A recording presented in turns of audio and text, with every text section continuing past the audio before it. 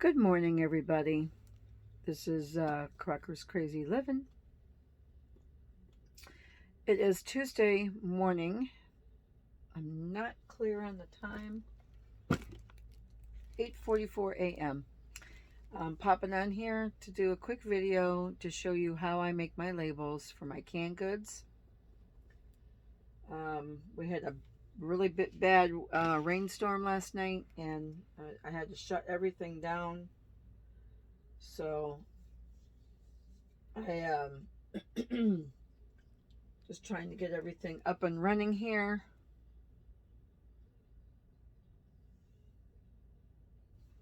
I don't want to do all this. I hate it when it does this stuff.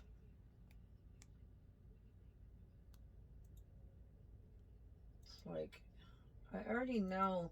Every time Microsoft Edge doesn't update, it does this stuff to me. It's like, I really don't care about this right now because I already know, how to run my Google. Anyway, okay. So what I do here is I have I have the Avery.com,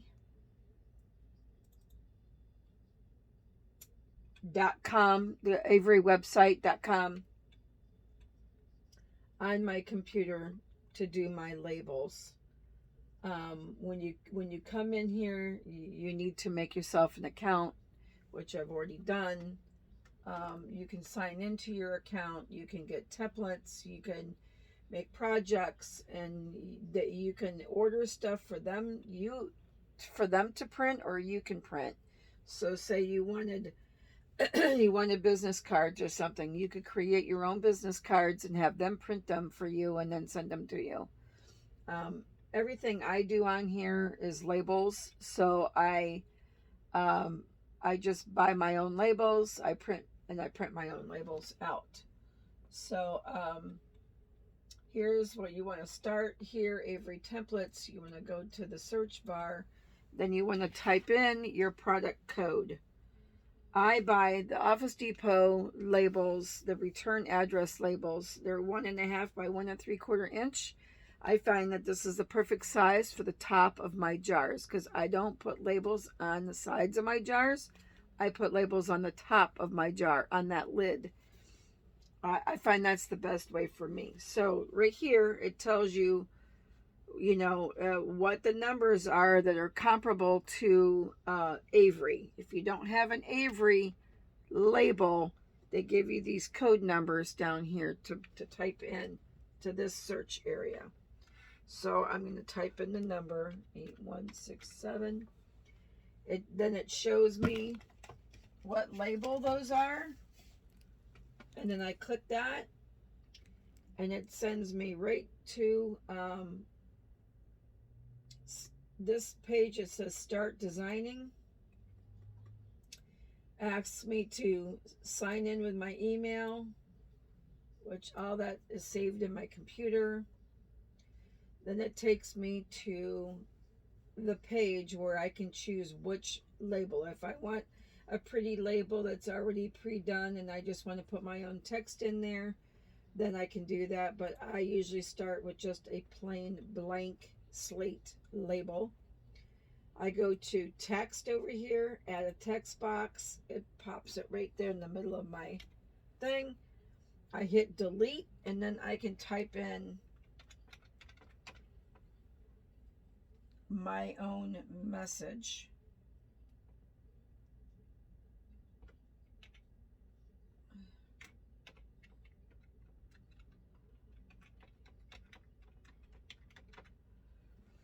Elisa's Peach Jam. I want this to be a little bit bigger so I can make it larger, but you can't go over the secure area. It'll tell you this area is like a safety area.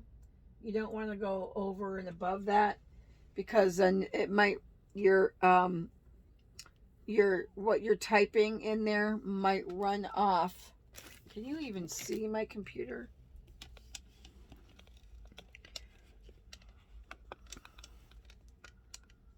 It's very hard to see. Maybe you can't even see that. All right. So there, I've got the label right here, and it says Elisa's Peach Jam. It's very difficult to see, I know. I don't even think I can zoom in on this while I'm videotaping. I don't think I can do that. Okay, so it says Elisa's Peach Jam. If I want to change the font, I can go right there and right over here and change the font. I'm going to leave the font the way it is.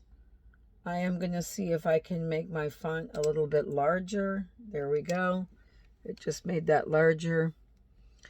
And then from here, I'm going to go preview and print. It shows me what it looks like. I say print myself. It gives me the option to get a PDF right here, so it'll print. I always save it to the company. This saves it to Avery, Avery.com. It saves it to your account on that Avery. So I want to say Peach Jam.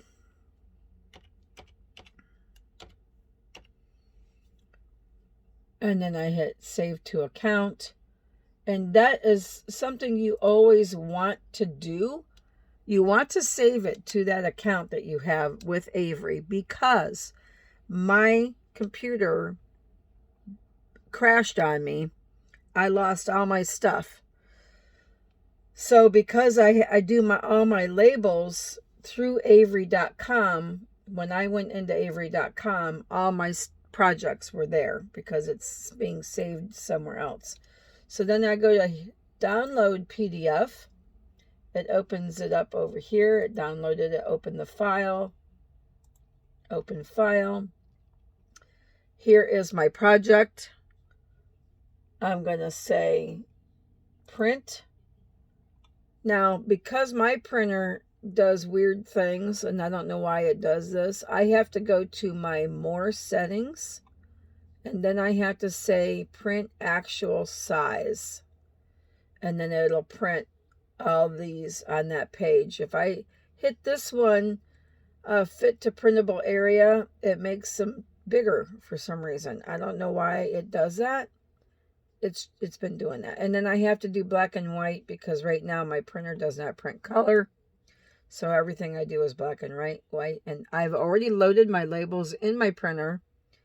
Label side down, because my printer takes the paper in this way and then it folds it up and over and comes out the other way. So it is a bottom tray feeder and not a top tray feeder.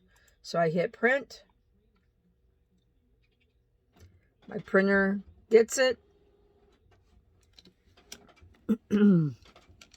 I hope I did all that and you could see what I was doing instead of just seeing a computer screen, a blank. Okay, and here's my labels. There's all my labels. And now what I like to do with my labels, I know my throat's clogged up this morning. Yeah, I don't think you could have seen all that stuff on my computer. But if you know how to run your computer, it's pretty basic when you go on Avery.com. It's all self-explanatory. If I can learn it, anybody can learn it. I don't put the year on my labels because I have 80 labels here. So I put the label on the top of the jar. I take a Sharpie marker and I write the year on the lid, 22. Or whatever the year is. Next year I'll say 2023 or I'll put 23. Because that way I can keep 80 labels in a folder, which I do. I have a big folder in my kitchen that I have labels in for everything I've ever made. And I can continuously use the same label for many years. I don't have to throw the labels out because it has the year on the label. I put the year on the lid, and then I can print out a whole sheet of labels because, you know, I don't like printing out just 10 labels or 20 labels. Now, if I have to do it that way, I can. You know, if I want to, if I have a page of labels that I don't want wasted and there's like 25 labels on a sheet, I can configure my printer to print those 25 labels.